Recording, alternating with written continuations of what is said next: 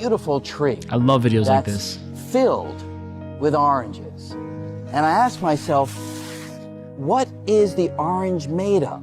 How do I answer that question? Well, I want to look deeply inside the orange, so I magnify it. And I magnify it again, and if I keep on doing it, deep inside, sooner or later, I begin to see molecules come into view. But molecules are not the end of the story, because the molecules, I can enlarge them. And if I make them big enough deep inside, I begin to see atoms. Atoms are not the end of the story too, because we have electrons zooming around the nucleus, deep inside, mostly empty space in the atom, but deep inside, we see the nucleus. So if I grab that and magnify it, I see that the nucleus is itself made of particles, neutrons and protons.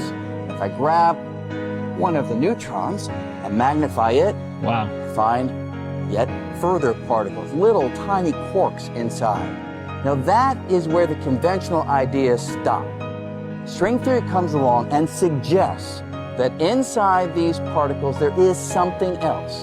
So if I take a little quark and I magnify it, conventional idea says there's nothing inside, but string theory says I'll find a little tiny filament, a little filament of energy, a little string-like filament.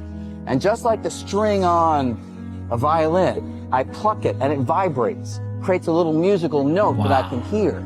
The little strings in string theory, when they vibrate, they don't produce musical notes, they produce the particles themselves. So a quark is nothing but a string vibrating in one pattern.